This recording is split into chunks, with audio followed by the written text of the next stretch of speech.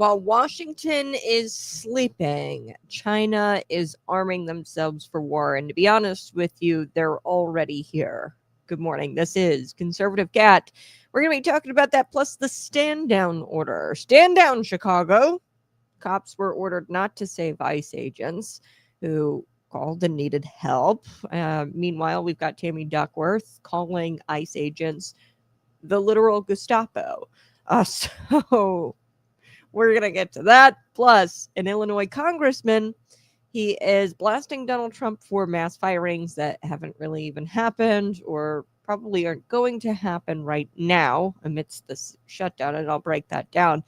But the swamp is in full-blown panic mode because this government shutdown is looming, and they've erupted in panic because they're afraid of cuts that could happen after the shutdown. So after they come back and fund the government, that could open them up. This shutdown going on for 60 days, whatever it might be, could open them up to some sort of cutting or Doge activity type Doge type activity. It could open the federal government up, because the longer this goes on, the shutdown, the more we're going to see come out, where you've got $3 billion going to Haiti for male prostitutes to learn how to dance and to take pastry cooking classes. Yes, that's real. Okay, the longer the government shutdown it goes on, the longer it goes on, the more we're going to start to see, and the more we're going to start to cut once the funding comes back. So Illinois Congressman Eric Sorensen is obviously freaking out about that. So we will chat here. Be sure to go to the comment section and chat with me. Good morning, Kat and Jack. Good morning, Lisa. Nice to see you this morning. Welcome back, my friends, patriots, lovers of liberty. This is the Conservative Cat Show, and I'm your host, Kat Marker. Today's episode is not for the faint of heart. It's going to be a longer one. I decided to do something a little bit different this morning. I said, you know what? This is really important that we talk about this morning. It's not politics as usual or like news, hard news as usual. I like to go through many, many stories. But today, I want to talk about a huge scandal, and it's not one of these, Washington, D.C. scandals. It's not an election year stunt scandal. This is something much bigger, and you need to know the storm that is gathering up on the horizon, and that storm has a name. It is China, okay, the Chinese Communist Party. And there's a growing mountain of evidence, and I'm going to walk you through some of it this morning, that China is preparing not just for competition, but for war with the United States of America. And I think we're already sort of at war. I think it's already right on our doorstep, war. So before anybody tunes out thinking, Kat, you are a conspiracy theorist, you are a Cold War conspiracy theorist, let me say this very clearly. I'm not talking about rumor. I'm not talking about, conjecture. I'm not speculating. I am talking about data, strategy, and patterns that anybody with a pair of eyeballs can see. And if you're willing to look at it with me, we'll lay eyes on it right here at the Conservative Cat Show. So what's happening right now? A multi-dimensional is the best way I could describe this war. It's a multi-dimensional war. It's economic, it's cyber, it's psychological, it's demographic, and yes, potentially military. Okay. So it's the kind of warfare that most Americans have never seen before, because it doesn't start with bullets or bombs. This is quiet. Okay. It begins quietly with influence, infiltration. And today we are going to walk through it step by step. And I'll explain what's happening, why it matters to you, and how every piece from farmland in Illinois to phone networks in New York, this connects to a much bigger picture. So grab your coffee. This is going to be a long ride. And I want to start at the beginning. So when Joe Biden came into office, a feeble dementia-riddled Joe Biden came into office, the Chinese Communist Party, the CCP, saw an opportunity. They had watched Donald Trump for 4 years prior to Joe Biden, punishing them and pushing back hard, okay, with tariffs, trade barriers, bans on Huawei, okay, and I'll talk about Huawei and what it is here in just a second. He flirted with bans for TikTok, okay, and there was military strengthening going on in the Indo-Pacific. So Trump scared them for 4 years during his first term, right? And then Biden soothed them. The Biden administration, they stumbled, from one foreign policy embarrassment to another. Afghanistan, Ukraine, the border chaos. And then Beijing, under the Biden administration, started to move in very silently, and they started moving in silence. Okay, so one of the first signs was what analysts call elite capture. Okay, so somebody threw that in the comment section. Elite capture. What does that mean? Elite capture is the strategy of buying influence among the ruling class of other countries. Okay, through business deals, through money, through corruption, and then those leaders start acting in your favor. That is what elite capture is. It's like the modern version of empire building without firing a single shot. Take the Pacific Islands, for example. Small nations scattered across this vast ocean between Australia and Hawaii, okay? Most Americans probably can point out on a map where Solomon Islands are on a map.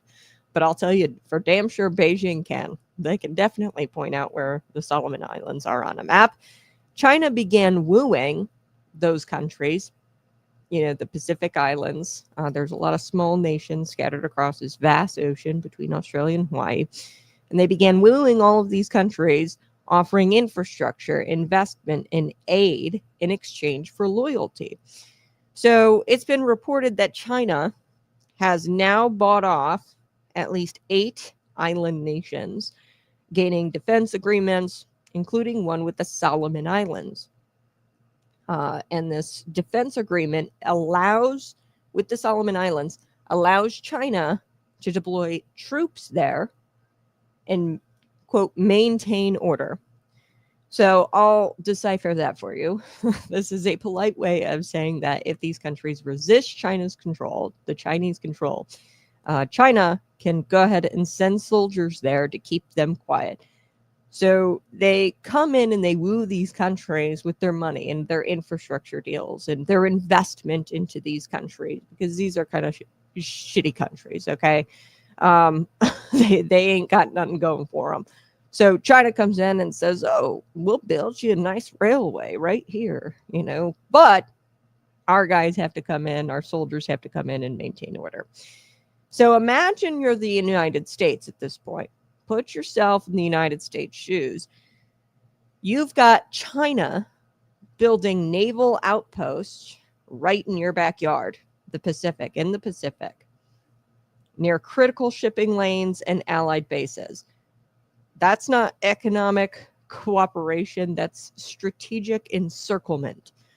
Okay, so they are being very adversarial, aggressive by doing these land grabs in a very semi-legal way, a legal, semi-legal way through these infrastructure deals and business deals with these countries. So what did the Joe Biden administration do about all of this? Absolutely nothing. Okay. So why did Joe Biden not do anything about this? Because, and I'm just going to put it very simply, I think Xi Jinping might have exposed, something that they know about the Biden families, in particular, especially what they know about Hunter Biden. And we all know about Hunter Biden. Okay. So I know that sounds very simple, but China has dirt, and even the illusion that they've got dirt on politically connected families, they will use that to their advantage. So I think that a move against Xi Jinping risked exposing what Beijing already knows about the Biden family and about Hunter Biden. Okay, so we all know that story. So that's why, in my belief, now that was opinion, as to the why Biden didn't do anything about this. Okay, so as the Pacific strategy unfolded, there has been another front here, much closer to home, our southern border. Now, a lot of people are upset with Donald Trump federalizing these cities, and you can definitely point to it and say, oh, Donald Trump is doing this because of the violent crime in these blue cities, these major cities. I think that there's an ulterior motive here, not only combating the crime rates, the murder, like I said, for 13 consecutive years in a row, Chicago has been the #1 place in America for murders. I think that has a lot to do with it, but I think that there's kind of an ulterior motive here from the Trump administration. And this is speculation because he hasn't been outright blatant with this strategy. Sending in ICE agents to try to break up sleeper cells. Okay, and I'll get to what sleeper cells here are in a moment, but we've all seen the videos, and I'll play one here in just a second, of thousands of people pouring over, bust into our cities across the country. Okay, they're bust in, no ID, no background checks, no accountability. And this is really eerie. This is a video. This is of Chinese nationals showing up at our border. Hundreds of them, mostly men in their 20s and 30s, military aged. They're not with families. And check out their backpacks. Okay, they've got matching backpacks. They've got matching haircuts, military style haircuts. They're organized, and they're standing actually in line at a parade rest. So this is military terms. This is definitely indicative of some sort of discipline, military discipline, this video. And I'm not a general, but I recognize discipline when I see it. So take a look at this video. Here we go.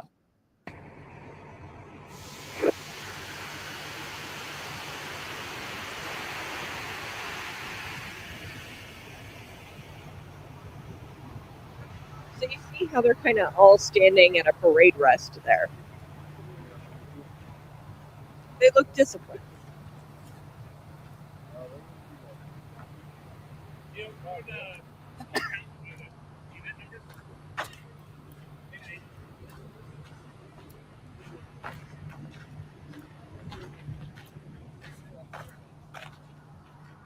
And it just keeps going and going and going. These lines and lines of people.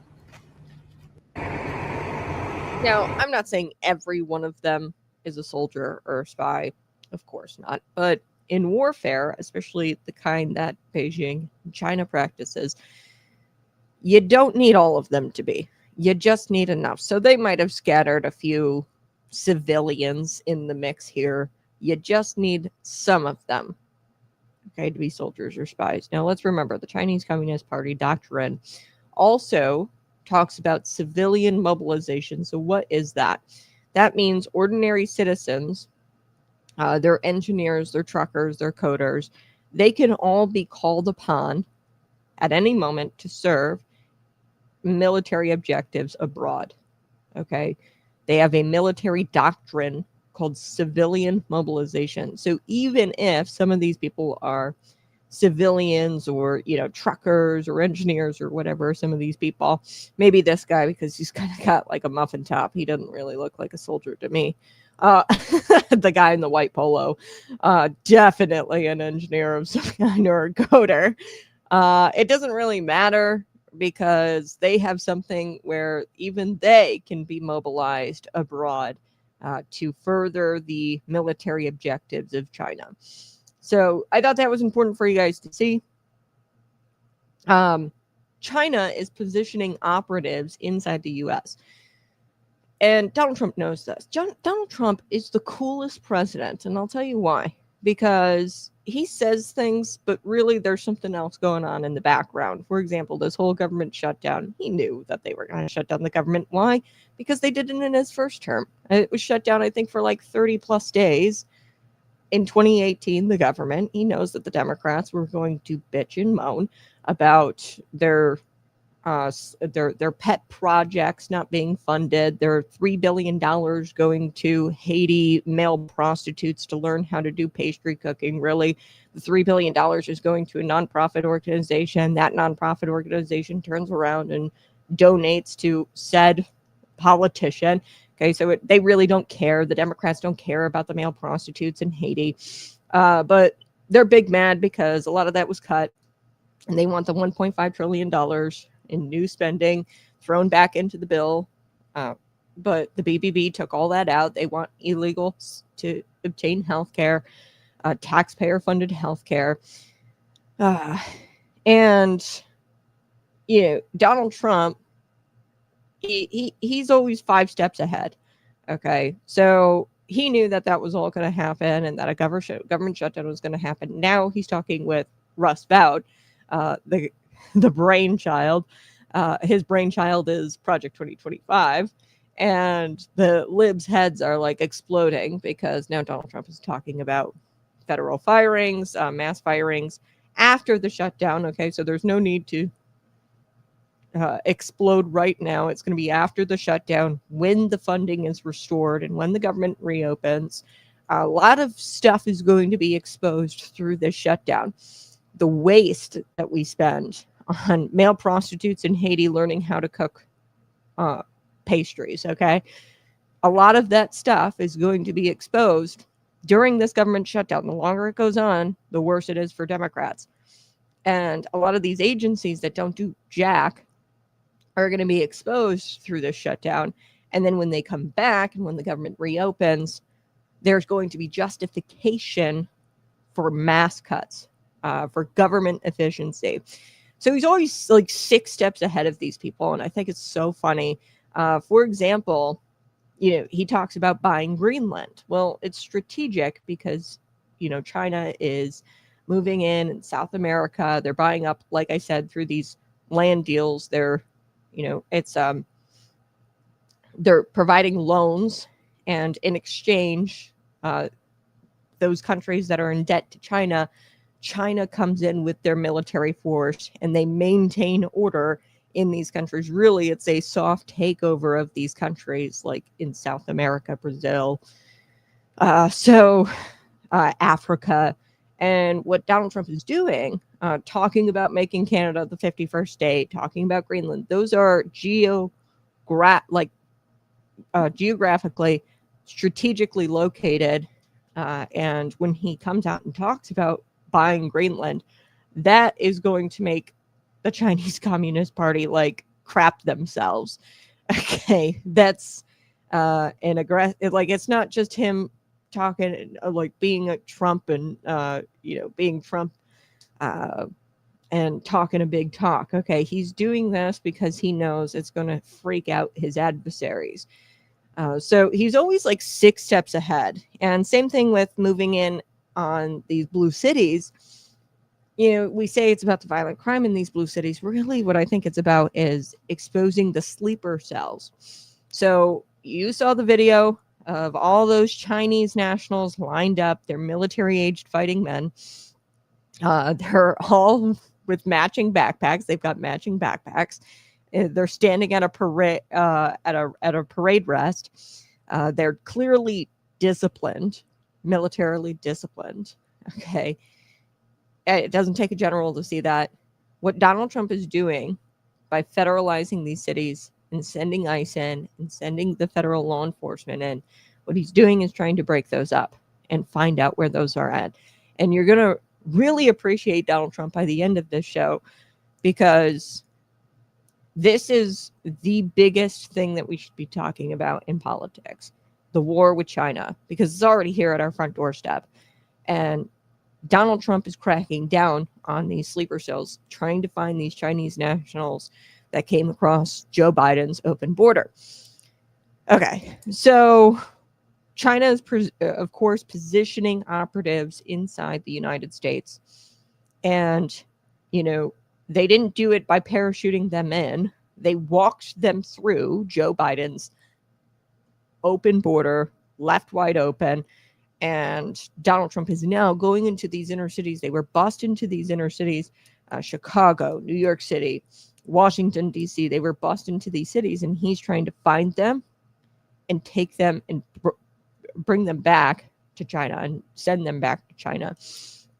And you're going to really appreciate that, because the last thing we want are Chinese nationals or Chinese even civilians in these cities, because at any moment China can weaponize them or mobilize them to advance their military agendas and objectives. Okay. So I want to talk about farmland, because this is another way. So already we've talked about the land grabs. Okay. They've done defensive deals with the Solomon Islands. Remember, I talked about that. And they've pretty much set up their soldiers there to maintain order.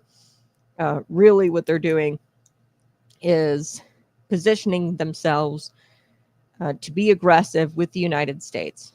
Okay, they're building naval outposts right in our backyard in the Pacific, near critical shipping lanes and allied bases. This is a strategic encirclement, what's going on, where they're buying essentially these countries off, gaining. That's elite capture. We talked about that. Elite capture.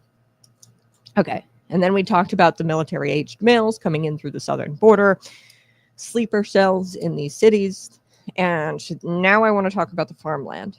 Okay. So this is really close to the home here, because this happens in the Midwest, farmland.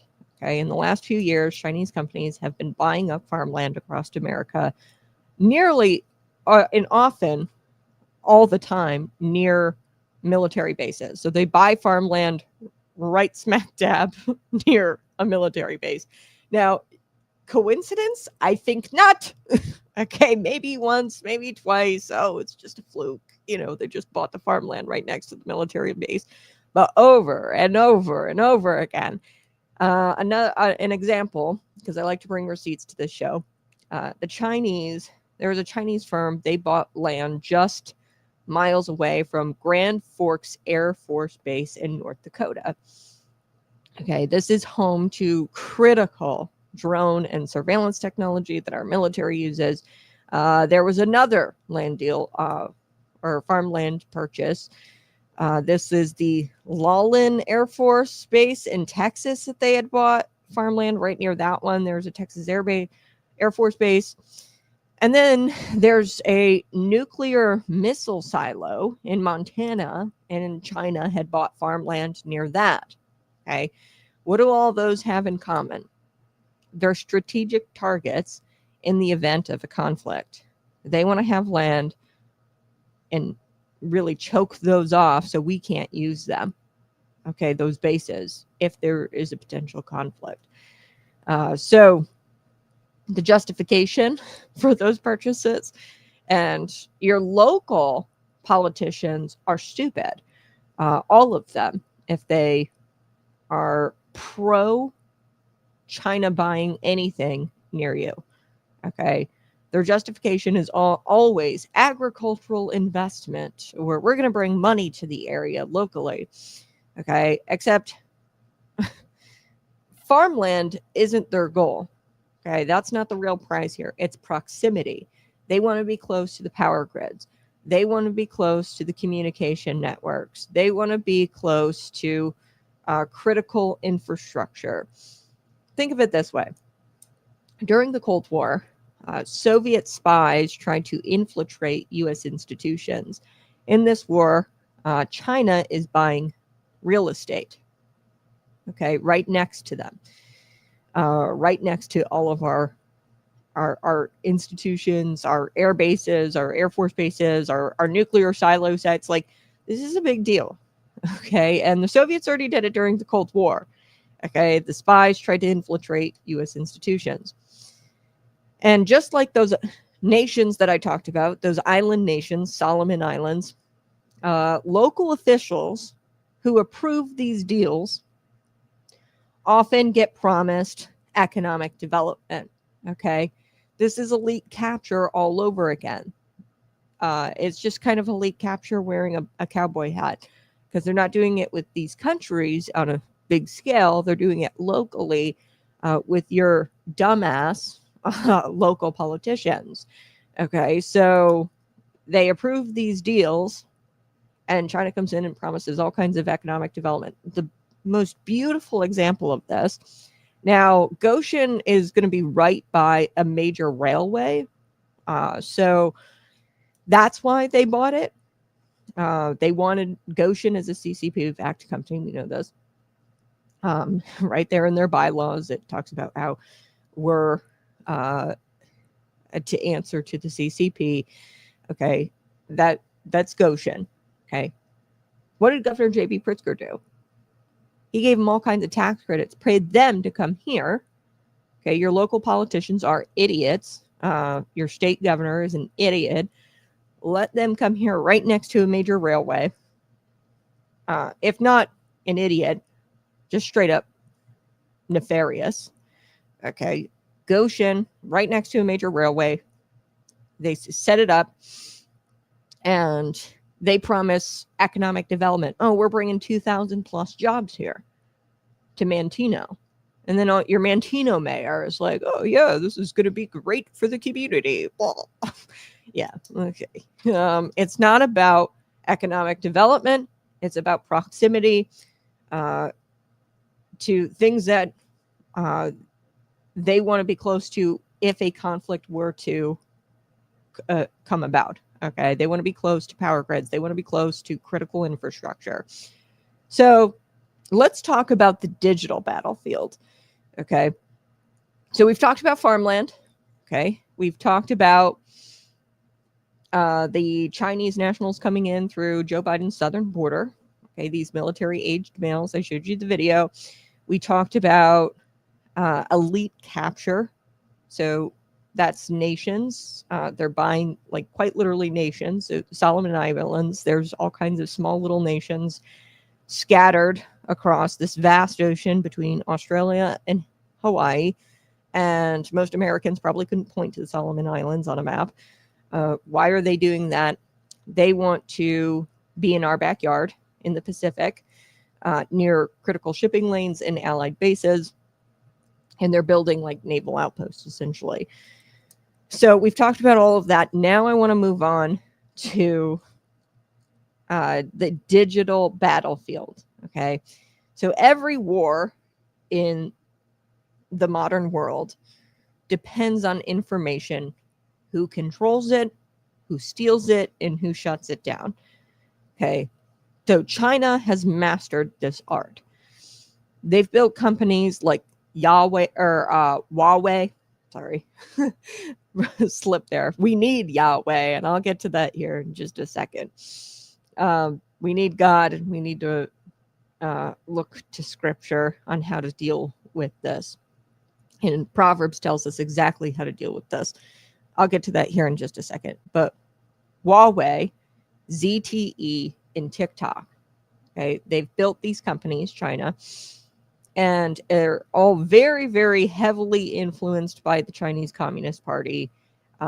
If not outright controlled, these companies are controlled by the Chinese Communist Party. And they have tried to flood Western markets with their tech. Okay, so Trump banned Huawei for embedding surveillance backdoors into its hardware. And people at first, they were like, oh, Trump is just paranoid. How could he do this? You know, he just hates the Chinese people and he hates Chinese companies. Well, it turns out cybersecurity experts, they found this hardware, okay, this surveillance hardware in their technology, Huawei technology, and cyber experts found it. And turns out it wasn't Trump being paranoid. Turns out Trump actually is 6 steps ahead of everybody else and knows exactly what he's doing. So these Chinese-made routers, servers, solar equipment even have been found to have security vulnerabilities. Okay. Now Goshen, there's been whispers that they're actually building data centers. Okay. So they're not even really focused on the electric vehicle batteries. They're more focused on data centers and building out data centers. That is what's considered critical infrastructure, because that's how we communicate. Data centers, this is the way of the 21st century. Okay. So a lot of this technology, Chinese technology, all of it, right down to the solar equipment, right down to your EV battery. Okay. There have been security vulnerabilities that could allow remote access. It is what I like to call a digital Trojan horse. Okay. So you might be able to understand it more if it's an EV battery. So say Goshen, because everybody knows that company, Goshen. Say they were making EV batteries, which they're not even really making EV batteries. That should scare us. They're moving towards data centers and building those batteries for data centers. Okay. But let's just, for, simplicity, let's just stick with the EV battery. They could shut down your car. Okay. You're driving around. They could turn your car off, make it completely inoperable if they've hacked it. Okay. So we know that Chinese technology, we can look at what happened with Huawei, that company. It was found that there was hardware. They were embedding surveillance hardware into this Huawei technology. And people blamed Donald Trump and said, oh, he's paranoid because he banned Huawei. And they were like, oh, he's paranoid. No, he wasn't.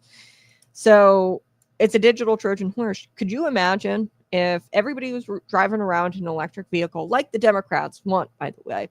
Everybody was driving around in a Chinese battery, EV battery maker. That is what Goshen is. Driving around, and then all of a sudden, your car's completely inoperable and you can't go anywhere. Yeah. In New York recently, I want to talk about this. Law enforcement, they uncovered 2 what's called SIM farms. Okay. This is a little complicated, and I'm going to be honest with you, it's a little outside of my wheelhouse. I am not a technology nerd. I can barely get my phone to work. Okay. I'm what you would call a Luddite, right? So SIM farms, okay. Recently in New York, law enforcement uncovered 2 SIM farms. And basically these SIM farms were capable, their operations were capable of sending out 30 million texts per minute. Okay, that's enough to flood an entire telecommunication network. Okay, so you know those annoying marketing texts that you get? SIM farms kind of operate that way. They, access your phone through your SIM card and can send you a text message through your SIM card. Okay. And I'm going to stop there, because my knowledge and the extent of knowledge I have on that matter, it stops there. They can basically send mass text messages through these SIM farms. Okay. And these 2 operations uncovered by law enforcement were capable of sending 30 million texts per minute. That's enough to flood our entire telecommunications network here in the United States, shutting down emergency lines, jamming up signals, or spreading mass disinformation. Okay, so for example, say a conflict breaks out here in the United States. One of these sleeper cells, or the sleeper cells in these inner cities, if these inner cities are working so hard to stop Donald Trump, like Chicago, Brandon Johnson, and Governor J.B. Pritzker, and they're stopping Donald Trump from busting up these sleeper cells where these Chinese nationals potentially are hiding out. If they stop him from doing that, and let's say the conflict breaks out and they start bombing our inner cities, okay, these sleeper cells, and they awaken and are mobilized by China, these civilians, these foreign civilians. And now remember, China is in these Pacific Islands, these other countries, Africa. So, I mean, it's just not Chinese ethnicity. that we have to worry about. Venezuela. Okay, China, and there's a relationship between Venezuela. There have been a lot of Venezuelans that have migrated to Chicago, hopped over the southern border, Joe Biden's southern border, open southern border, and went to Chicago. It's not just Chinese ethnicity who will be mobilized. It's not about that. It's about who China controls. And at this point, South America citizens, the Solomon Island citizens, some of these smaller nations, they're no longer independent nations. They are Chinese controlled. So they're Chinese citizens as well. Okay. Civilians or soldiers. Okay. And like I said, there's a military doctrine where China can mobilize civilians. Okay. Where they carry out military objectives, civilians. Okay. So, if that were to happen, where sleeper cells awaken and they start bombing our inner cities, okay, and there is a mass text message that comes out from Donald Trump, Washington, D.C., okay, but it's not a mass text message from Donald Trump in Washington, D.C. It's actually misinformation. They're posing as Donald Trump, and they call for all the civilians to go to your nearest city hall or something like that. And then boom, all the Americans are dead, because guess who's sitting there at your nearest city hall waiting to chop your head off? Okay. Chinese operative. I know this sounds crazy, but Donald Trump is doing this for a reason. He's trying to break up some of these sleeper cells. In my opinion, I think that's what the true motive is here behind federalizing these cities and sending federal law enforcement into these cities, is breaking up those sleeper cells that came in via Joe Biden's open border. Okay, so they can send out through these SIM farms, China, mass disinformation. Okay, they can pose as Donald Trump, sending mass text messages out to the American people.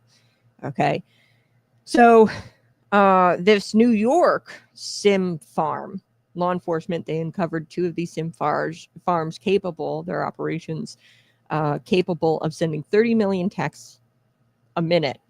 That's a lot. Okay. And that's enough to jam up our entire telecommunication network here in the United States. And the officials here have called it a nation state actor. Okay. The people who were, now they didn't say it was China. Okay. The law enforcement who broke up and uncovered these SIM farms, these nefarious SIM farms. They didn't say who it was. They said it was, quote, a nation state actor. Okay, but when you ask yourself, all right, which nation is capable, okay, could do that, set up SIM farms that have these mass operations and are capable of sending out 30 million texts per minute, what nation is capable of doing that? You are only left with one answer: China. So that's why I call them the China SIM farms. Okay, so think about this. If Beijing could disrupt communications for even a few hours, okay, and I don't know the extent of how SIM farms kind of work to jam up signals or shut down emergency lines. I don't know how that all works, like the inner workings of how they do that. I just know that they do that. Okay.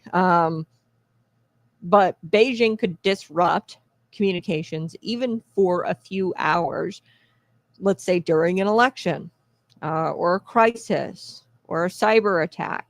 They could paralyze America without firing a single shot. Okay. So, yeah, you control the communications, you control the people. That is how modern war is fought.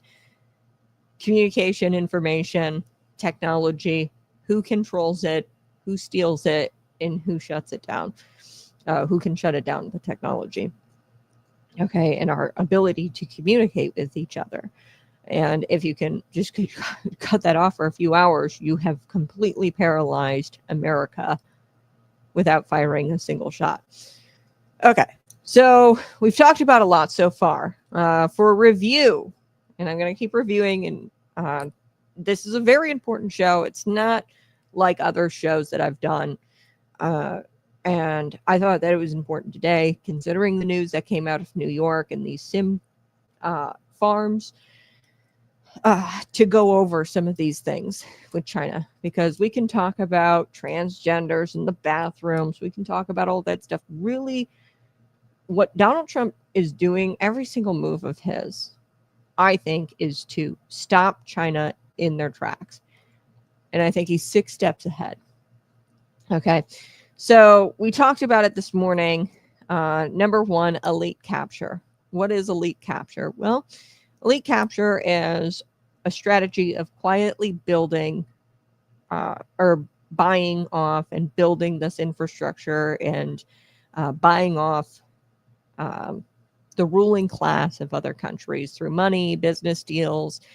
They'll build like a fancy high-speed rail, in Africa or something like that. And then they give them a loan and they say, okay, this is an infrastructure loan. We'll go ahead and build this for you, but we want our military to come in and maintain order, and we want our soldiers to hang out here.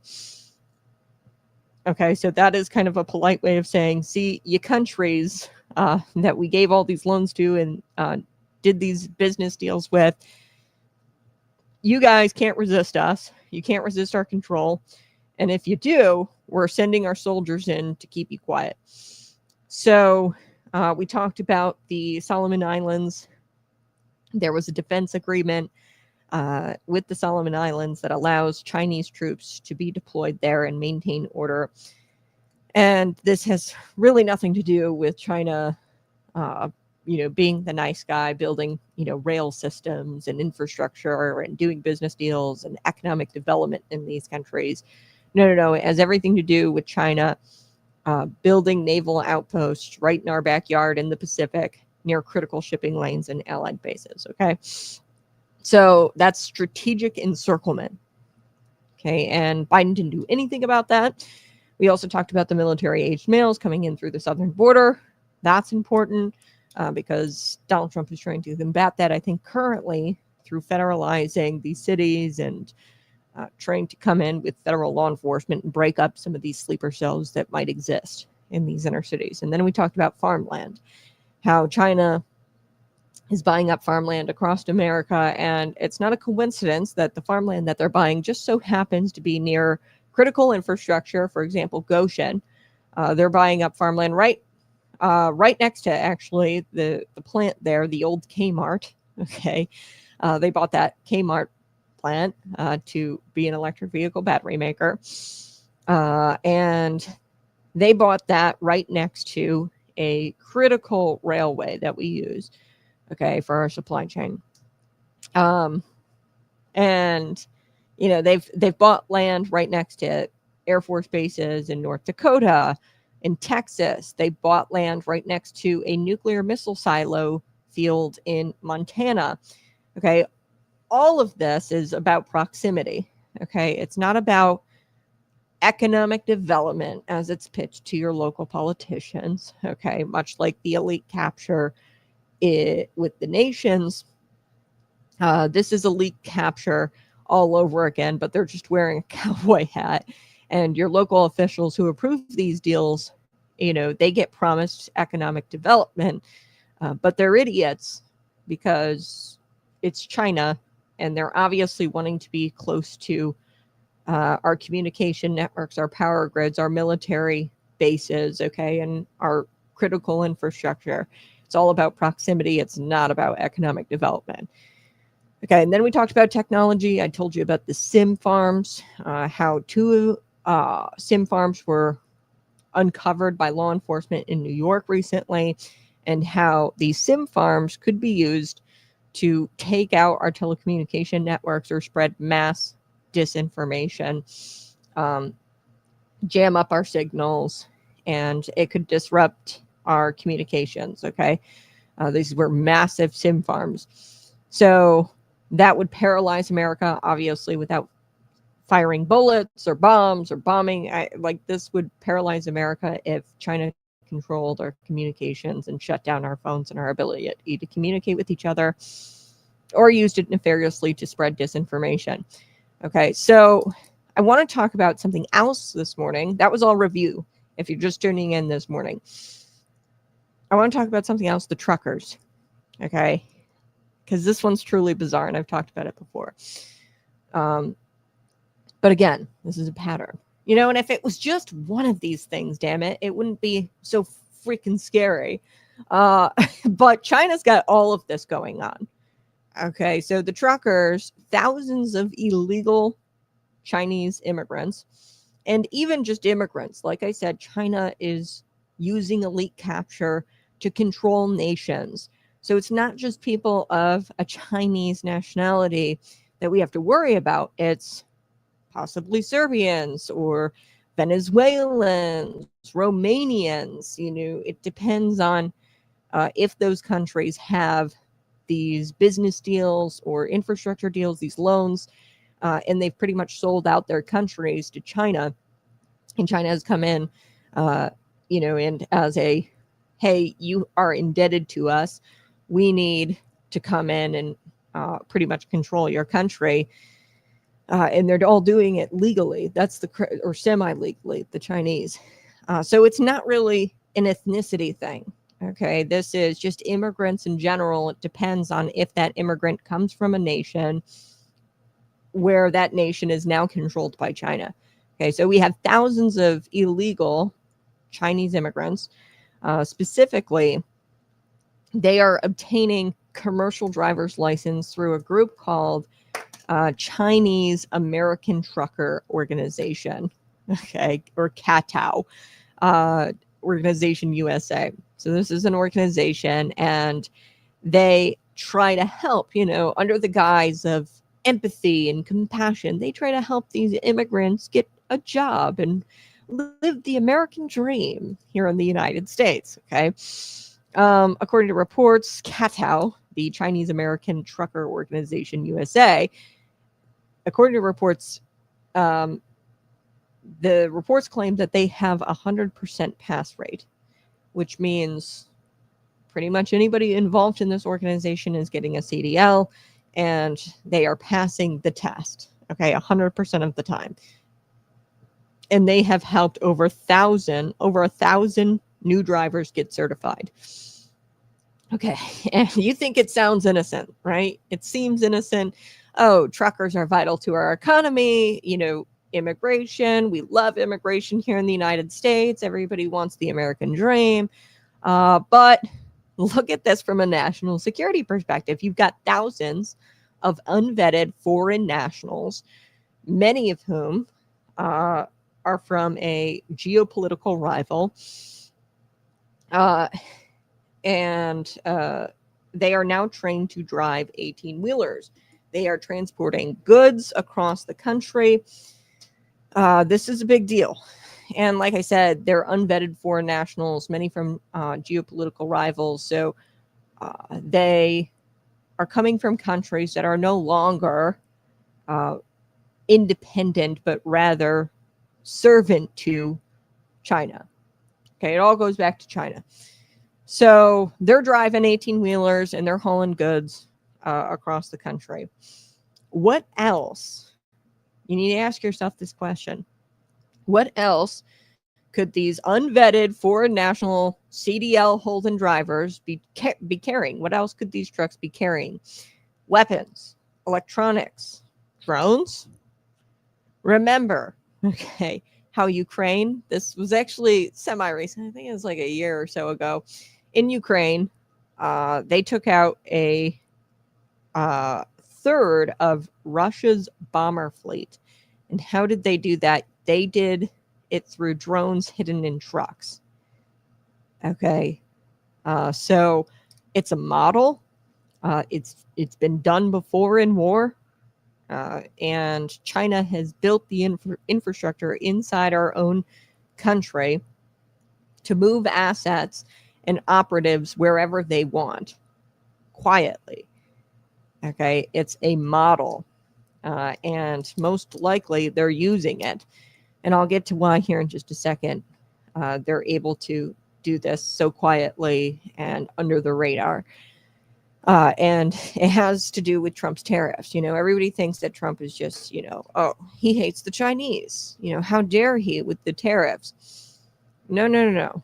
He's doing it on purpose, because if we limit what comes in from China, we're going to be more able to vet what's coming in from China.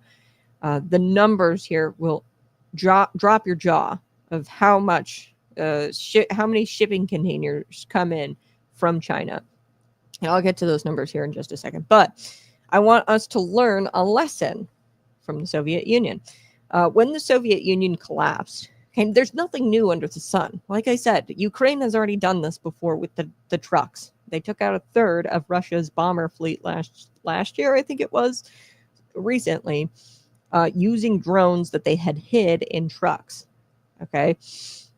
Had hidden in trucks. Now, the Soviet Union, when it collapsed, Western intelligence at the time discovered stockpiles of weapons hidden across Europe, stashed by the KGB operatives for potential use during wartime. Okay, use in wartime. So some were near U.S. air bases in Britain. Others had, explosives, communication gear, and even those so-called suitcase nukes. So the KGB operatives, the Soviet Union, okay, it had collapsed. And then later we found out that the KGB operatives, Western intelligence found out that they were hiding stockpiles of weapons all across Europe. And sometimes in Europe, right next to our friggin' air base in Britain, okay? And they had explosives, they had communication gear, they had what was called suitcase nukes. Now, those smaller nuclear devices, it sounds like science fiction, but they existed. It's exactly the way it sounds. It's a suitcase with a nuclear explosion device in it, a small nuke. It's a little nuke, okay? And I point this out, this little bit of history lesson with the Soviet Union, because if the Soviets did it, that long ago, and they were thinking that far ahead, and they had KGB operatives, hiding this stockpile of weapons all across Europe, what makes you think that the Chinese wouldn't do it today? Really? What makes you think that they wouldn't be doing it here in America, where they've got stockpiles of weapons just scattered throughout? Maybe they're storing it at the farmland that they bought next to all of our air bases, okay? The air base in Texas, or the Air Force base in Texas, the nuclear missile silo in Montana. Maybe they're storing it there. And I want to get to the numbers here. So we bring in nearly 900,000 shipping containers a month, okay, from China. It's probably way more than that, but this is the number I found. About 900,000 shipping containers a month from China. Everything in the store says made from China, okay? And why is that? Because we've had cowardly leaders like Joe Biden, who don't tariff and don't hold China accountable in trade deals, okay? And we obviously can't. It's impossible to inspect every single shipping container, okay? Not even close. We don't even inspect probably half of those, okay? So it's chaos, okay? And leaders up to this point, Donald Trump is trying to combat this through tariffs, through harsh trade deals with China, okay? And everybody is so pissed off at Donald Trump about this, but he's thinking 6 steps ahead, okay? If we can limit how many shipping containers we're getting in a month from China, we'll be able to vet it much more easily. So they're creating chaos. And leaders up to this point have created chaos when it comes to imports from China. It's coming in there's no way to vet it, okay? And what if those containers some of the 900,000, not even like full containers. What if just some of the 900,000 containers, maybe half the container has, I don't know, Little Debbie's, I don't know what comes in from China, right? Cupcakes, one of them are like little cupcakes. And then in the back of the trailer, you've got like suitcase nukes or something like that, small little nuclear explosion devices. Okay. What if those containers are filled with the wrong kind of cargo? Okay. Out of 900,000, what's the possibility at least one of them has some of the wrong kind of cargo in them? Okay. So on top of all of this, and this is a totally different show today. And I know you guys might be upset that I'm not going through news this morning, but this is so important. Smash that like button, share this out with your friends, and be sure to subscribe to the channel. I'm going to make sure that this is archived. And anytime anybody's got questions about China or foreign policy, when it comes to China, reference this video. I will be putting references in the description here of the video after the show's over. If you want to go back and check out the things I've talked about, I will link to the sim farms that were uncovered by law enforcement in New York. I'll include that story. I'll include stories about China buying up farmland in Montana, Texas, North Dakota. I'll make it all available to you because this is really important. It's so much more important than the transgender or social issues. Okay, so I want to talk about the kicker here. And this is just the cherry on top of this effed up Sunday, okay? Excuse my language. We are screwed. And I hope Donald Trump, the Democrat Party blocking him from doing all of the things to combat what I believe to be a war with China. I don't know what the hell is wrong with these people. It's either they're super nefarious and they want to go to war with China and they're just anti-American, or they're just stupid, ignorant jackwagons. Okay, so the kicker here. I told you I'd get to this point. Everything going on. We've got farmland being bought up by China right next to all of our critical infrastructure. Right here in Illinois, Goshen bought property right next to a very important critical railway. Okay, they're buying up farmland next to military bases. That's farmland. We've got border crossings. I showed you the video. This is just military-aged men. Right now, they're at a parade rest. That's a military term. There's clear discipline here. They've got military-style haircuts. They came in through the southern border, the open southern border, possibly sleeper cells in some of these inner cities, which I believe Donald Trump is going into these cities, these blue cities, Chicago, New York, to break up maybe some of these sleeper cells that might exist there.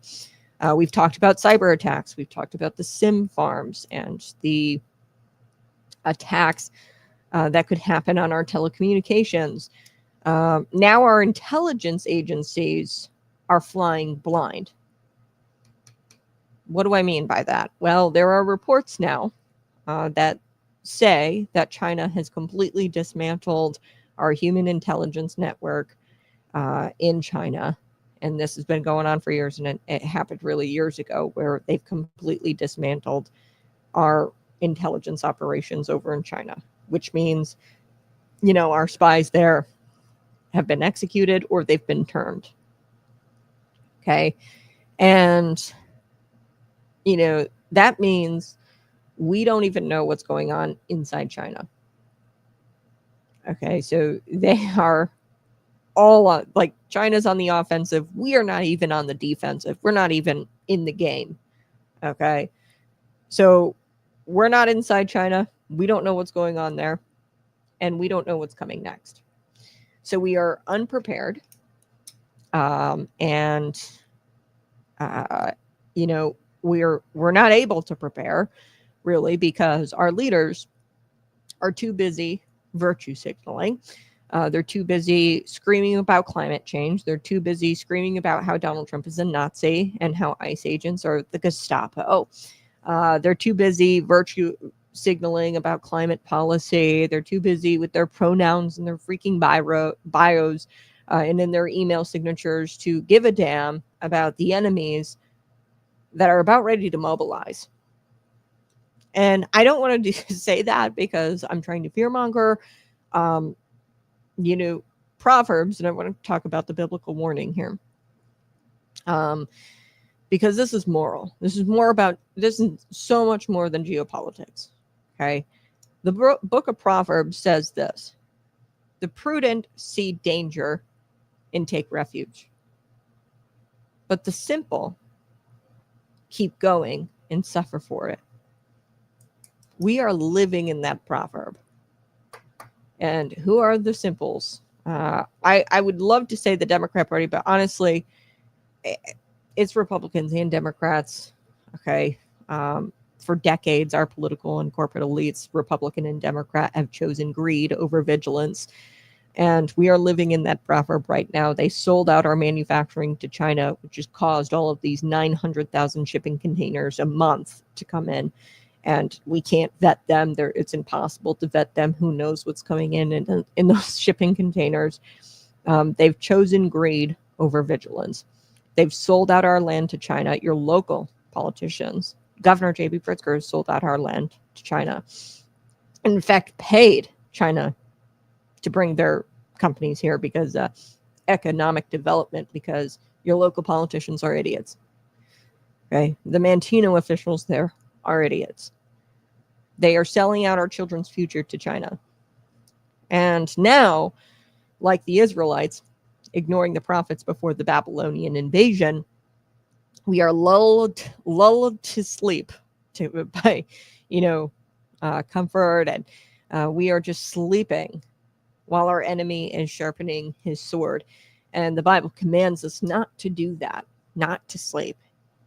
Proverbs is very clear. The prudent see danger and they take refuge. The simple keep going and suffer for it.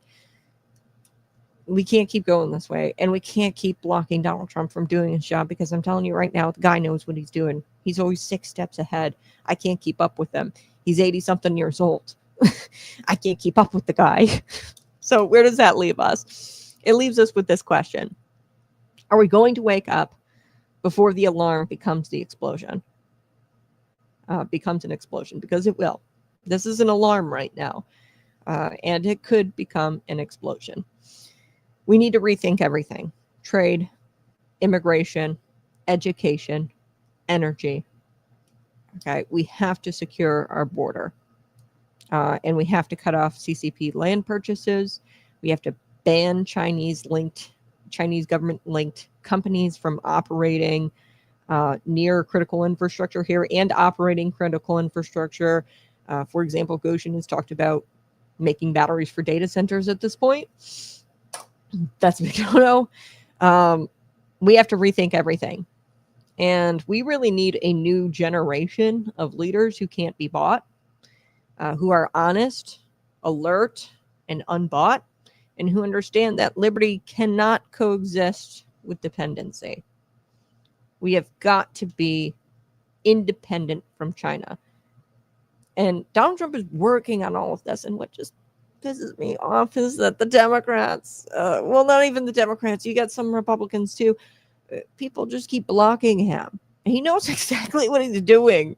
This whole federalizing these inner cities, yeah, it's because the crime rates are so bad in these inner cities, but I don't even think our threat's the domestic issues right now. And, the gangbangers, it's important, but I think that he's really focused on finding these sleeper cells, the people who came in through Joe Biden's open southern border and are military-aged men.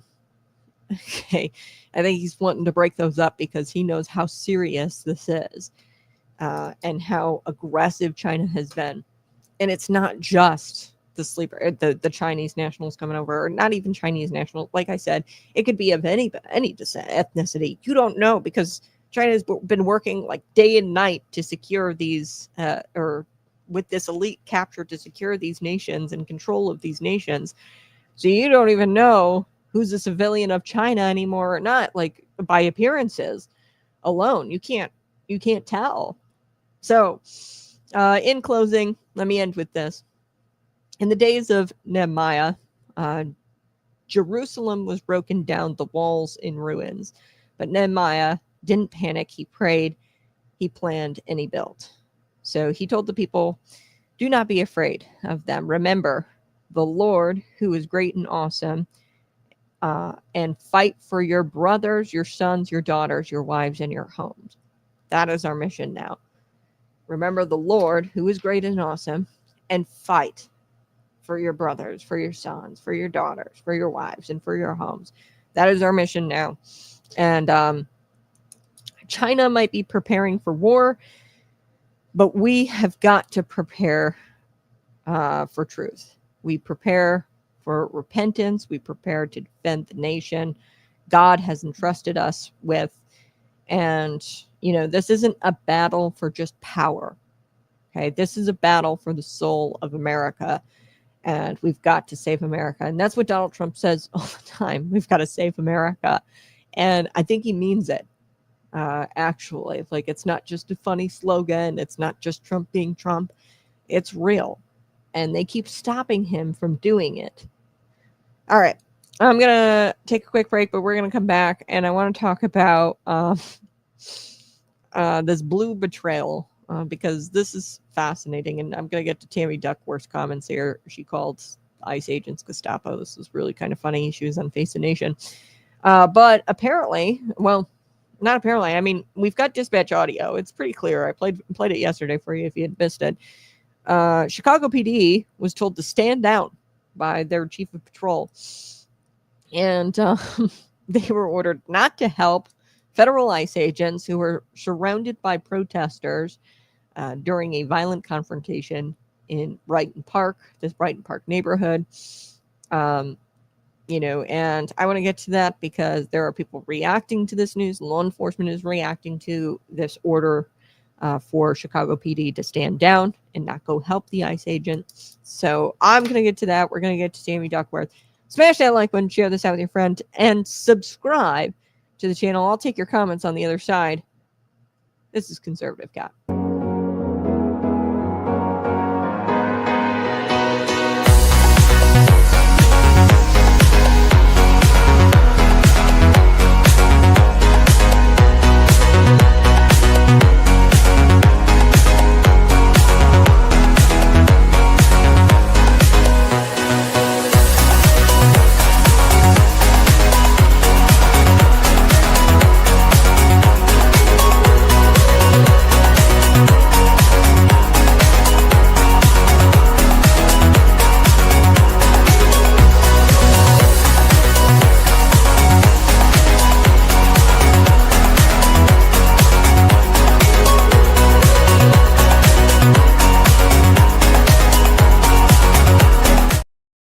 Hey, go ahead and smash this like button and hit the notification bell.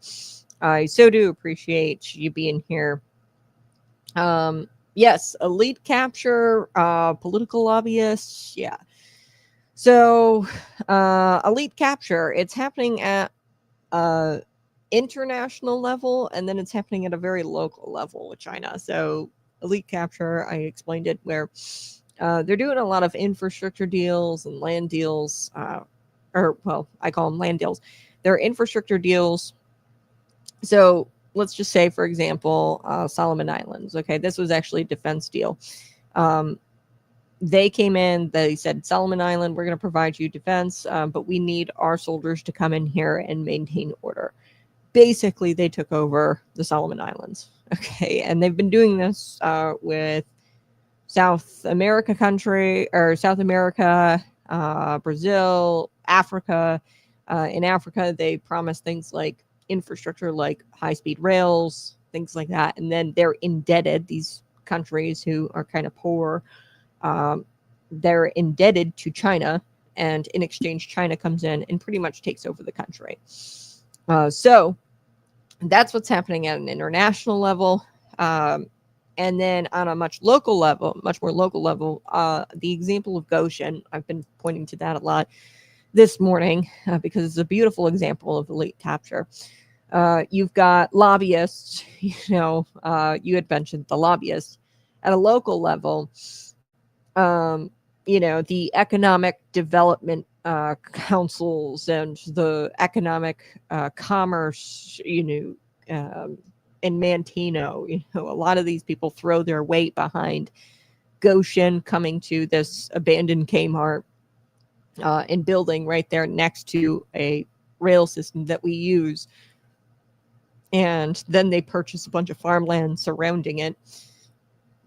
And Governor J.B. Pritzker, of course, signs on to the deal and gives them all kinds of taxpayer subsidies or tax credits.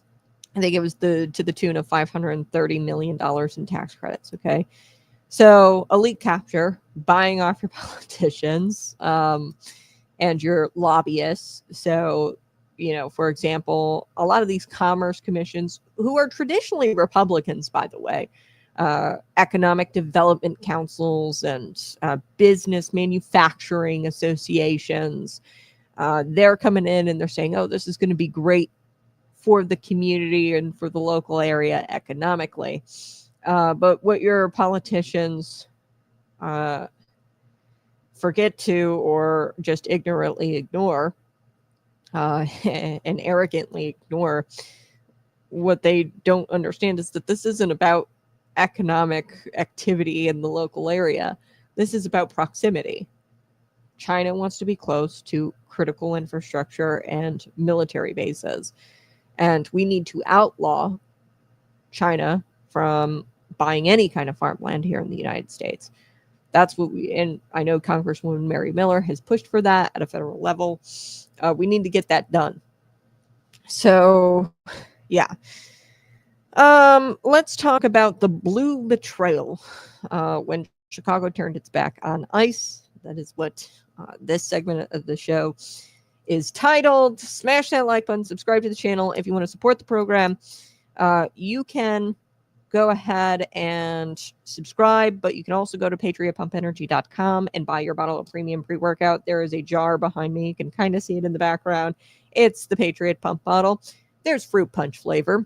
We're working on some other flavors. I want to get a citrus flavor so bad. I love Patriot Pump. It's so good. Good for you. No artificial dyes or colors. The energy drinks on the shelves, they're not good for you. They're loaded with sugar and caffeine. There's no need for 90 milligrams of sugar. There's no need for 300 milligrams of caffeine. We've got 150 milligrams of caffeine in there, but we pair it with something called black pepper extract, and that gets the most out of your caffeine, provides you that long-lasting focus that everybody wants so they can be productive. So go ahead, find patriotpumpenergy.com, use promo code conservativecat at checkout for $10 off. Let's get into it. Okay, so this is one of the most jaw-dropping stories to come out of Illinois, I think, this year. It's a report, and I played the dispatch audio, and the dispatch audio is pretty clear as day, and I guess there's been some reports that Chicago PD did, respond to the incident, but I'm sorry, but the dispatch audio tells me all I need to know. Donald Trump has come out and said that ICE agents had asked for help. They did not receive the help from the Chicago PD, and that there was an order for Chicago PD to stand down. Chicago PD originally, I think they had said that, yes, we went and responded. I don't know what's exactly true, but the dispatch audio is pretty damning. The dispatcher says, yeah, the chief of patrol said we're not responding to that area. What area? It's Brighton Park, this neighborhood there. And there were some protesters, and by protesters, I mean Antifa type, domestic terrorist types. There was a violent confrontation, and a woman actually ran into one of these ICE vehicles with her car, or like rammed into it, and then she was armed, and she was shot subsequently by ICE agents. Okay, so let's pause there. If you're new to politics or you don't know much about federal law enforcement or local law enforcement, and you're like, I don't really understand jurisdictions and stuff like that, this is about to hit you, because I'm just going to be very simple here. It doesn't matter Okay. There's been talk about how, oh, well, Chicago PD because it didn't respond because it wasn't in their jurisdiction, which is debatable. But at the end of the day, it really doesn't matter because there's something in the law enforcement community. If you're wearing a badge, whether it says ICE, CPD, state police, if they call you to go help, you go help. Okay. You don't ask permission. You don't squabble about jurisdictions. You don't squabble about the Trust Act or hide behind the Trust Act, which I'll get to what that is here in the state of Illinois. It's basically our sanctuary state law. You don't ask for permission. You don't go check politics. You don't wait for the political hacks out of City Hall to tell you whether it's politically convenient for them, for you to go respond and help out the ICE agents. You answer that call for help, period. Okay, so if you're new to politics and jurisdictions, federal law enforcement, local law enforcement, state laws, sanctuary state laws, none of it really matters when it comes down to men and women wearing the badge, calling out for help. It doesn't matter. You go. Okay, so here's what happened. ICE agents in Chicago were conducting an operation when an armed woman, yes, an armed woman, rammed into one of their vehicles, and she was shot subsequently by agents after this violent attack. She was armed. And those agents were being swarmed and surrounded by what actually the Fraternal Order of Police, the National Fraternal Order of Police, not me, Conservative Cat, they called this an angry mob. They were surrounding ICE agents.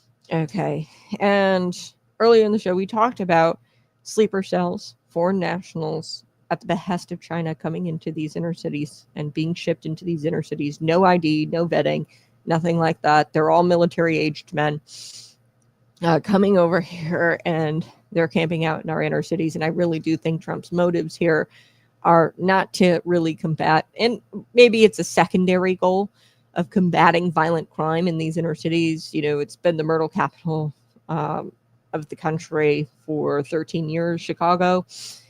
I think that's a secondary goal. I think his first goal is to break up maybe some of these sleeper cells, find these foreign nationals who came over the open border, and perhaps these foreign nationals could later be mobilized by our adversary, China, who has become increasingly aggressive. Okay, so, and then you've got the, as I call them, Antifa. They're just useful idiots. Okay. They don't know why they're there. They're getting paid by a nonprofit organization and by, a left-wing billionaire to be there. And that left-wing billionaire is captured, and we talked about it, captured by China. I think it all really comes down to China and them wanting to invade or go to war with the United States, them being adversarial with the United States. So a lot of these left-wing nonprofit organizations who pay these useful idiots to go out there and protest and to really be an angry mob, a lot of those organizations are connected to left-wing billionaires who are bought out and paid for by China, if that makes sense. Okay. So Chicago police officers surrounded by these useful idiot Antifa members. They don't even really know why they're there. They're just being paid by, nonprofits who have connections to our adversaries. Okay, so let that sink in. Okay, the National Order, Fraternal Order of Police, and the Illinois Fraternal Order of Police, they both said that they were shocked and appalled by the order to stand down, right? So Patrick Yose, he's the National FOP president. He made it crystal clear. He said, quote, "When an officer calls for assistance, you answer no matter what." Yes, that's not a slogan. That is the unwritten code of brotherhood in law enforcement. If your fellow officer is calling out for help and calling out for assistance, you respond. Okay, but apparently in Chicago, the code takes a back seat for political theater. State Representative John Cabello He also happens to be a law enforcement officer himself. He didn't mince words. He called it a dereliction of duty. The order given by the chief of patrol, he said, and I quote, "It doesn't matter who's calling for help, you go. You don't tell officers on the street not to go. That commander, the chief of patrol, needs to be fired." Amen. Okay. Amen, Representative Cabello. Okay, so you see, this isn't about whether you agree with ICE or immigration policy or, Trump's border stance. This is not about that. It's about right and wrong. It's about order versus chaos. And that's what this is about. Okay. And when city officials tell police officers not to help their fellow law enforcement officers in danger, they are dismantling the very foundation of civil society. Okay. And yesterday I talked about it. You can find the show, it's archived. Back in 2020, there have been stand down orders in the past. So we have precedent, we have things to look back to. And in 2020, when there were stand down orders in Minneapolis, guess what happened? The 3rd Precinct Minneapolis Police Department burned down. Okay, there was a stand down order. Hey, don't engage the protesters. The civil unrest that came about from the fentanyl overdose of George Floyd. Don't engage the protesters. What happened next? Oh, the protesters burned down their police department. Same thing happened in Seattle, which has in 2020. There were stand down orders. Don't go into Chaz. Don't go into this autonomous zone. Just let them be. And there were shootings. People were dying in there. First responders weren't able to get in to help those people. I mean, it's just a nice nightmare. So when you have these stand down orders and you tell law enforcement not to bring order to chaos, you are destroying our civil society. Okay. And don't be surprised when these Antifa mob protesters, these useful idiots, and they're fighting Donald Trump and ICE agents. They don't want these people to be found out by the Trump administration. Okay. Now, I don't think that they know that they're being used by adversarial nations to the United States to fight against their own country. And this is what I would call domestic terrorism. I don't think that they're aware of this is a full blown out war that we're fighting in the streets of Chicago. And they're being used as useful idiots by adversarial nations. I don't think that they know that. But yeah, this is a straight up war that's going on in the streets of Chicago, and they're prohibiting Donald Trump and ICE from coming in and deporting sleeper cells who could potentially be mobilized at any moment by our adversaries, specifically China. So, yeah, I mean, like I said, at the end of the day, take all that away. It's about order and chaos. The city officials telling police officers not to help their fellow law enforcement officers in danger. They are dismantling the very foundation of our civil society because you can't pick and choose who you help based on politics. Okay, that's not law enforcement anymore. That's mob rule dressed up in a badge. Just because you don't agree with what Donald Trump is doing, say you are a Chinese communist and you want, China to come in and you want to be a citizen of a foreign nation, okay? And you just absolutely despise America. And you are fighting ICE agents because they're going to try to deport all of these sleeper cells, these military-aged men. They're going to try to deport these military-aged men out of our country, and you are totally against that. Put all that aside. At the end of the day, law enforcement is law enforcement. And you can't pick and choose who you help based on politics. Okay. So the Fraternal Order of Police and state lawmakers obviously outraged State Representative Cabello, calling for him to be fired, the chief of patrol. And another familiar name has jumped into the mix here. You've got Tammy Duckworth. Love that woman. Now, if you followed the show, Duckworth has a long history of towing the party line for Chicago Democrats. But even for her, this was sort of stunning. I'm going to get to this clip here. Hold on, I'm pulling it up. Smash that like button, share this out with your friends. Here's Tammy Duckworth on Face the Nation. Her comments here, stunning, even for her. Take a listen. As I understand yesterday, ICE authorities shot a Chicago woman in the Brighton Park area. Secretary Noem claimed ICE fired defensive shots at this woman who was armed, who had appeared in a Border Patrol intelligence bulletin previously. She claims that federal agents were surrounded and were threatened. What are local authorities telling you about what they think happened here? Well, they lie.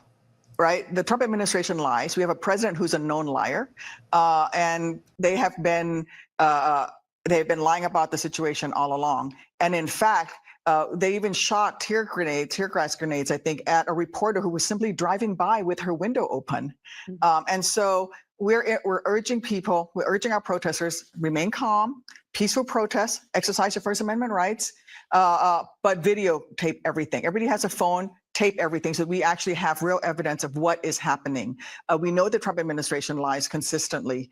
And what I am hearing is that for the large part, people are being very quiet, are being very respectful, but ICE is being very aggressive. Remember that they are zip tying children. They are raiding apartment blocks in the middle of the night, separating children from their families, pulling people out onto the streets naked. They are using Gestapo tactics in Chicago. And this is what Trump wants to do, right? He wants to intimidate the people of Chicago. That's not going to happen. Okay. So that was Tammy Duckworth. Yes. She compared federal immigration enforcement to Nazi Germany. She said that they're zip tying children where raiding apartments in the middle of the night, pulling people out into the streets naked. Again, where? Cite your sources. Right. They're using Gestapo tactics. Okay, and I don't know what's more offensive, the historical ignorance, okay, or the sheer political opportunism. Gestapo tactics, really? Okay, let's rewind for a second here, okay? The Gestapo rounded up Jews, Christians, political dissidents. They tortured them, they killed them, they erased people from existence. ICE is simply enforcing immigration law. Okay, and I just explained today's episode was titled While Washington Sleeps, China Arms for War. They're already here. I already told you why that's very important to bust up these sleeper cells, which we have are inevitably in these inner cities because, as I showed you, these military, where did all these guys go? I want to know. Where did these guys go? These are military aged men, military haircuts, some of them, most of them, standing at what is called a parade rest. They have matching backpacks, okay, matching luggages. Now, maybe some of them are civilians, Chinese civilians, but like I said, they have a military doctrine where civilians can mobilize, or they call on civilians to mobilize. They have to carry out military objectives. Okay. And, I know that these are all Chinese nationals, but like I said, China is controlling a lot of the world, the nations all across, the Pacific Ocean. So there's a lot of immigrants out there who could be potentially soldiers, okay, or spies. And I want to know where those guys went. They probably went into the inner cities, and that's exactly why Donald Trump is going into these inner cities. Okay. So, I mean, Tammy Duckworth there, her historical ignorance is astounding. Immigration, ICE, they are enforcing immigration laws. These are laws that are written and passed by Congress. Okay, that's very different than what was going on in Nazi Germany, okay, and the Gestapo rounding up the Jews, okay? And you might not like those laws. You might want to be a citizen of a different country, and you can't stand America, and you absolutely hate it. But guess what? Too bad. the laws exist. They were written and passed by Congress. And calling ICE agents Nazis is not only an insult to the memory of every Holocaust victim and survivor, but this is a chance for her to score cheap political points. Okay. Democrats do this all the time. They cheapen the Holocaust to score political points, and it's disgusting, quite frankly. Okay, Representative Cabello fired back at Tammy Duckworth saying this. How do you dispute video evidence? Okay, she says that Trump is lying. Okay, but there is video evidence everywhere of these protesters, Antifa types. You're either delusional, this is what Cabello says, ignorant, or simply refuse to acknowledge the truth. Yes, ICE is being attacked. There's video evidence of that. ICE is responding to those attacks, okay, to the protesters. They respond. For example, Kat Agabzaleh completely laid out. She is a Democrat Congress candidate in Illinois. She was completely laid out by ICE agents outside of a detention facility in Broadview. The Illinois State Police were also out there, by the way. So this is not widely reported, or people don't know that this happened in Brighton Park, near this neighborhood in Brighton Park. So the Illinois State Police were out there. They were also being attacked by these protesters, these vicious protesters. Okay.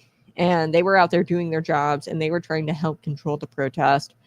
So CPD, this order to stand down, was not only putting ICE agents and federal officers in harm's way, but they were also putting their own Illinois State Police in harm's way because they were out there as well, helping control the protest. Here's what Cabello said. He said, these people will turn on anyone they want.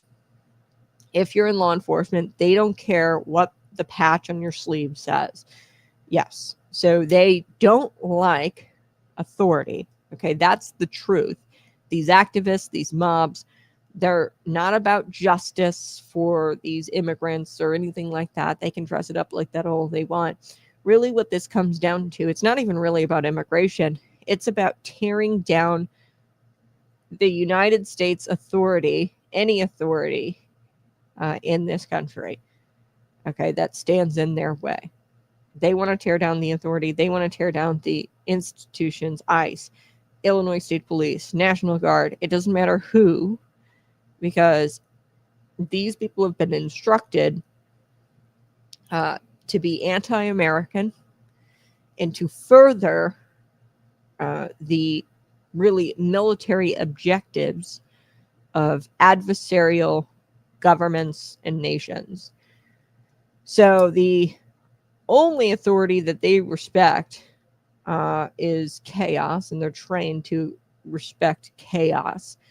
And that is what they're instructed to do by these nonprofit organizations who, organize these demonstrations. They're instructed to be chaotic because it helps those funding those nonprofit organizations.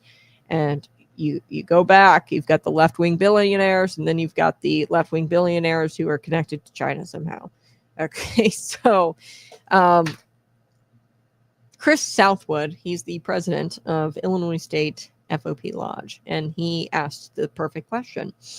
He said, what would have happened if local police were out there facing threats from these people? Because like we've already established, it doesn't matter what patch you wear on your sleeve. If you are an American authority, their goal is to dismantle American authority and create chaos. Why? Because our adversaries want that, and they're connected to these left-wing organizations that employ these activists or demonstrators, rioters, protesters, whatever you want to call them, okay? Southwood, he says, what would have happened if local police are out there facing threats and nearby federal officers were told not to assist? Rhetorical, of course, because we already know that would be a huge scandal, okay? And the media would be thrown in complete circus. They'd be like, Donald Trump, he hates the CPD or whatever. He hates local law enforcement. But when it happens to ICE, right, and they're in trouble, suddenly there's silence from Chicago's leadership, and the silence here is deafening. So We also have to talk about the Illinois Trust Act. I told you I wanted to get to that. This is something that the Democrats are hiding behind. So the reason why local law enforcement can't assist ICE in any kind of way or federal officers in any kind of way is because of the Trust Act. This was passed in 2017 under Governor Bruce Rauner.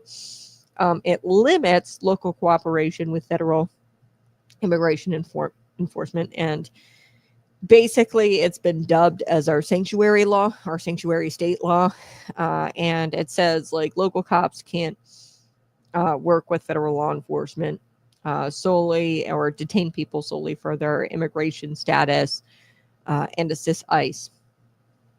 Okay, in civil matters. So I've explained this before. People hide behind the Trust Act. You've got local sheriffs hiding behind the Trust Act saying that they can't carry out deportations, that they can't work with federal law enforcement, and they're hiding behind the Trust Act because they don't have cojones, because they are not good sheriffs or local law enforcement. Okay, I'm all about backing the blue. I'm not about people who hide behind laws because they want to get reelected every single year, and it would be politically inconvenient for them to tell you the truth. Okay, the Trust Act does not extend to criminals. So I give this example all the time. In McLean County, there is a electric vehicle maker, Rivian. Okay, let's say Juan. Okay, he gets a worker visa.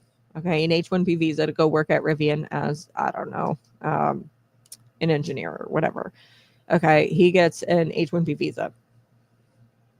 And Juan goes there, gets the H-1B visa, works at Rivian. His H-1B visa expires. Shoot. It is not the job of local law enforcement to go out and police visas or double check or interview one and try to figure out if his work visa is expired or not, or a green card, or if he's actually married to a United States citizen and obtained a green card or something like that. Okay, that is not local law enforcement's job. That is ICE's job, Immigration Customs Enforcement. That is their jobs to police that kind of stuff. That's paperwork and to ensure that there are not illegals in this country. Okay, and that they are actually here, documented, and have work visas or some sort of status. Okay, so that is what the Trust Act is all about. It says that local law enforcement shouldn't be tasked with carrying out, say, an interview with Juan and pressing him about his work visa status. That is a civil matter. Okay, but once it reaches to a point of criminal matter, where ICE, we already know that one. Like, we've already conducted the interviews. We know that one is here illegally. His work visa expired 3 years ago, and we have a deportation order signed by a judge. And we already have this ready to go. Here is his deportation order, local law enforcement, McLean County Sheriff's Office. We need your help to go deport him because he's here illegally, which is a criminal issue. They are supposed to help. The Trust Act does not forbid them from carrying out deportations once it reaches a point of a criminal matter. It can be civil up to a point, but once that deportation order is issued by a judge and it reaches a point of criminality, the sheriff's office and local law enforcement not only can, but they have an obligation to assist federal law enforcement in carrying out deportations. Okay, because that is enforcing the law, federal law.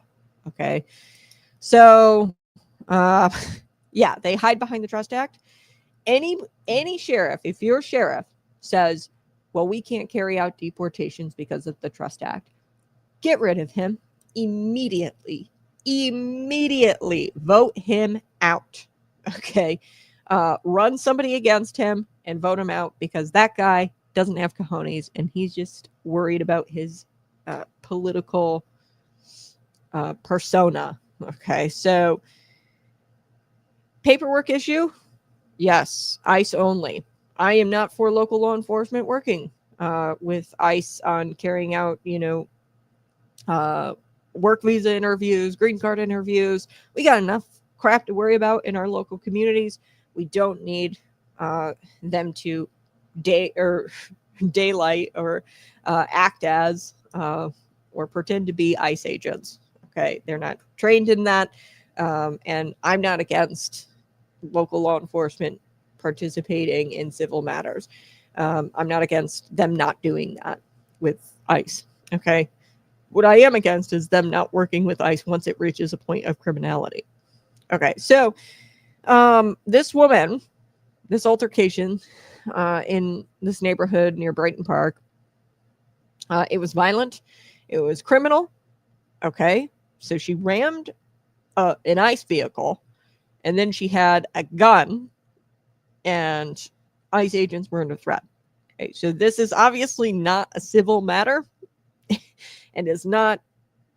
The Trust Act cannot be used here as an excuse as to why they didn't respond CPD to help these agents. Okay, so this was like borderline attempted murder. Okay, and this wasn't an immigration paperwork issue. This was borderline attempted murder. Somebody was attempting to murder federal agents. So yeah, the Trust Act really doesn't apply here. You can't tell officers to ignore other officers who are in danger. Cabello called this out. He said the Trust Act deals with civil matters. It doesn't justify not going when another agency is surrounded calling for help. Exactly. State Representative John Cabello, also law enforcement, said that. Officer said that. Now, here's the big question. How did we get to a place where local police departments are being told to stand down instead of stand up? Okay, the answer is very simple. Politics. Chicago leadership, the mayor's office, I think he actually just came out with an executive order establishing ICE-free zones, whatever the hell that is. Okay, so what if an ICE agent goes into one of these ICE-free zones? Are you going to start arresting federal officers? No. They have an obligation under federal law to carry out enforcement of that law, and if that requires them to go into one of these ICE-free zones, they shouldn't be arrested for doing that. Okay. Anyway, so Chicago leadership, from the mayor's office down to the Chicago Police Chief of Patrol. Okay, they've been conditioned really to fear the wrath of activists and to fear this radical base of theirs. And they're more scared of these activists than they are of the judgment of God. Okay. So, and the wrath of evil and letting evil go unchecked. They're not worried about that at all. They're more scared of these activists. And they've been trained to see ICE agents as villains, not because ICE has done anything wrong, but because their political base demands that narrative. Okay. So they kneel to the mobs, and they will not stand for law and order. They just won't do it because they are more worried about appealing to this mob, to the Antifa types, to the leftist activists. They're more worried about appealing to them. Why? They could care less about the activist, because if they really cared about them, they'd deploy the Chicago Police Department. And because these people, that woman got shot. Okay. If they really cared about these activists, then they would stand up for law and order. But they don't actually really care about the activist. I say they care about the activist, but they care about whom the activists work for. Okay, a lot of these people are paid to go do these demonstrations, okay, and to go stand up against ICE. They're paid by left-wing nonprofit organizations who have connections to left-wing billionaires, whom have connections to adversarial governments.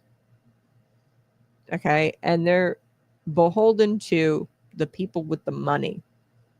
Okay, so the Chicago leadership, mayor's office, chief patrol, they are beholden to these left-wing organizations who turn around and then funnel money into their campaign coffers. That's who they're beholden to. They don't give a damn really about, the pink-haired, shaved head, nose piercing, activist out there throwing beer cans at ICE agents. They don't give a damn about that lady.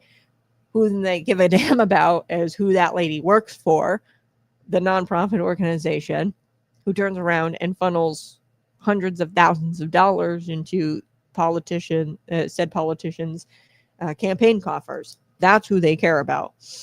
And they care more, and they're scared that the money will dry up. It's all about the money. Okay, I say they're in fear of the wrath of the activist, but it's not really the wrath of them.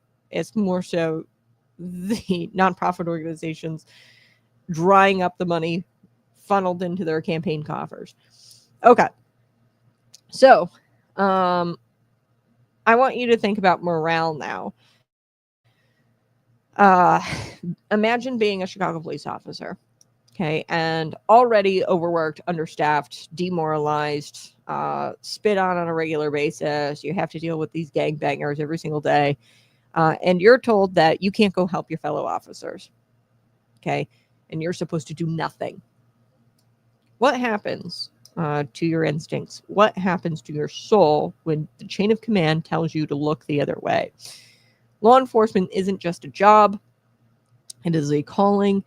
It is service above self, and it is a belief that when chaos breaks out, you run toward it while everybody else runs away. Okay, so it's so much more than a job, and when you tell Chicago police officers to run away and to not help their fellow officer out, you are demoralizing the police even further, and, you're breaking this sacred trust that holds the thin blue line together. And this is not going to pan out well because law enforcement, they're already understaffed. They're already leaving the Chicago PD. They're already leaving.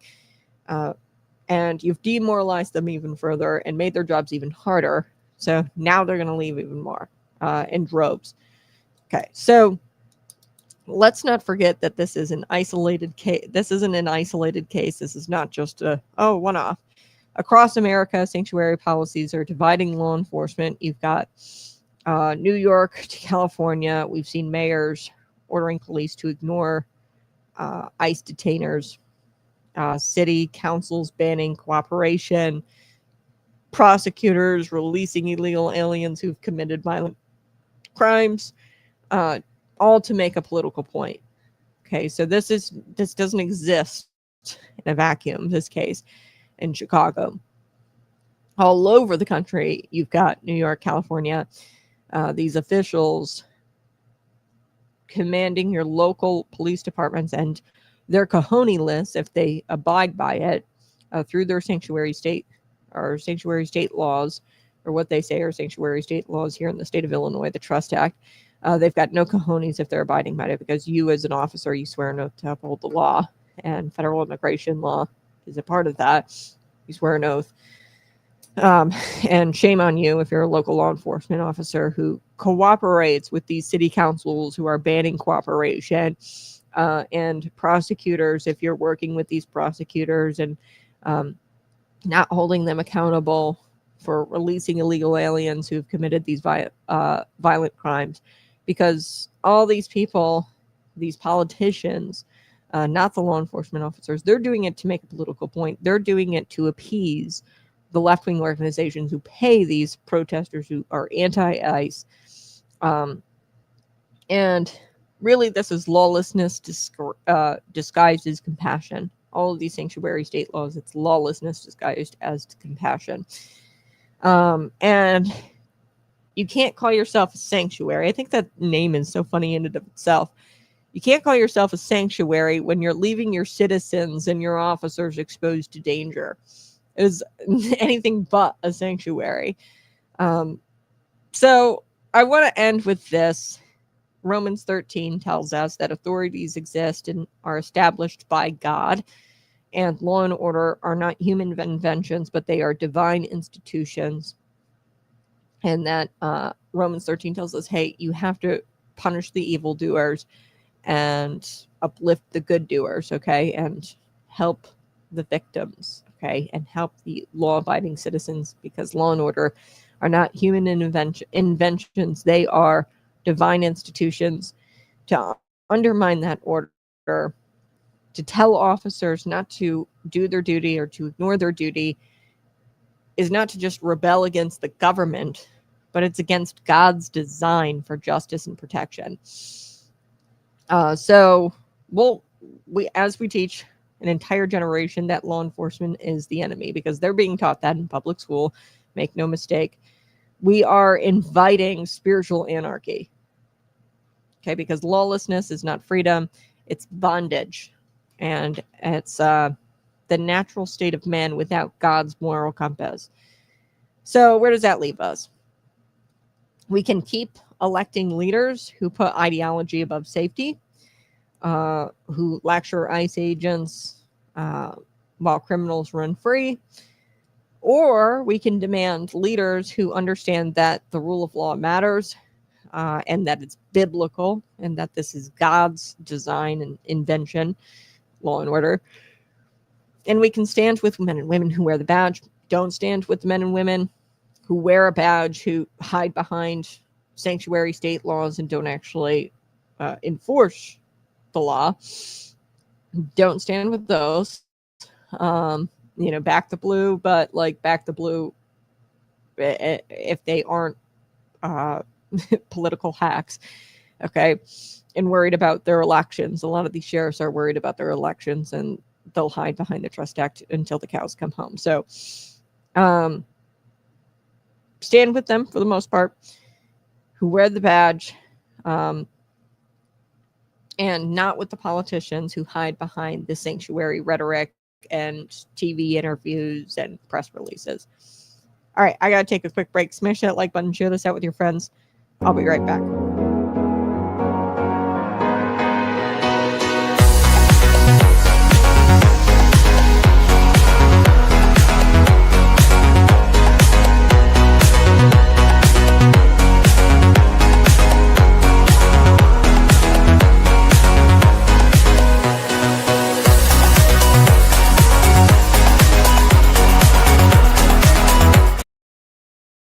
Okay. Subscribe to the channel, hit the like button, share this out with your friends. We're not going to get to this day. I'm kind of running close on time. But we will hit it tomorrow. And we're going to be back to our regular program where I hit the news for the day. Today was a little bit different. I wanted to talk about China and how they are arming themselves for war against the United States. And I believe that they are already here. And I wanted to talk about that this morning. Smash that like button. Subscribe. We'll be back tomorrow morning, bright and early, 6 a.m. to 8 a.m. I do want to get to this tomorrow. I didn't get to it today. Shutdown or showdown? Trump, Sorensen, and the swamp panic over accountability. So there's this shutdown that's been going on. I don't know. I think we're on like day 7 or something like that. I don't know when it shut it down. Under Trump's first term in 2018, it was shut down for 35 days. The longer this goes on, the more is going to be exposed. Okay, so yesterday we talked about John Kennedy. He actually had stood on the floor, Senator Kennedy and the Louisiana senator, and he talked about how there's millions, billions of dollars going to all of these various pet projects, including, I think it was like $3.6 billion went to Haiti for male prostitutes to learn how to dance and cook. Okay, so crazy things that your taxpayer dollars are being used for at the federal level. And the longer the shutdown goes on, the more these agencies are going to be exposed. Your life continues. I know that you don't rely on, normal people don't rely on these silly government programs. They exist and they take money from you for them, but nobody actually benefits from them, except the politicians. Okay, for example, say the Haiti thing. There's a nonprofit obviously behind that that's getting funneled, billions of tax dollars to run that program. That nonprofit turns around and funnels campaign dollars right into the politician's coffer who pushed for taxpayer dollars to be allocated for that mission. Okay, so it's non-government organizations, nonprofits. This is the secular mission work. It's disgusting. Us as Christians should really condemn all nonprofit organizations because they're just gross. And they're used to line the pockets of politicians. So the longer the shutdown goes on, we're starting to see all of this kind of come to the surface. And once the funding is restored, so once Congress opens it up and then funds all of these things, what's going to wind up happening is there will now be justification for firings, federal firings, firing bureaucrats, agencies, maybe getting rid of entire agencies that are just duplicative or just unnecessary. The longer the shutdown goes on, the more of that starts to simmer to the surface, and Congress will have justification for wiping all of it out. And it's beautiful because you've got leftists, their heads are popping. They're like, Donald Trump, Project 2025. He's going to fire all of these federal workers, our public servants. No. Really, what's going on is the deep state is panicking because the mere thought of them having to be held accountable and the mere thought of government efficiency and government becoming efficient freaks them the hell out. Why? Because that means their campaign coffers will dry up.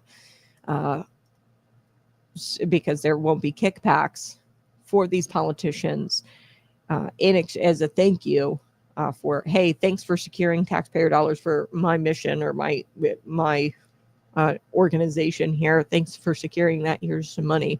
We're going to keep electing you and making sure you get elected. That won't happen anymore. So the deep state is in full panic. We will get to some of that tomorrow. Hit the like button, subscribe.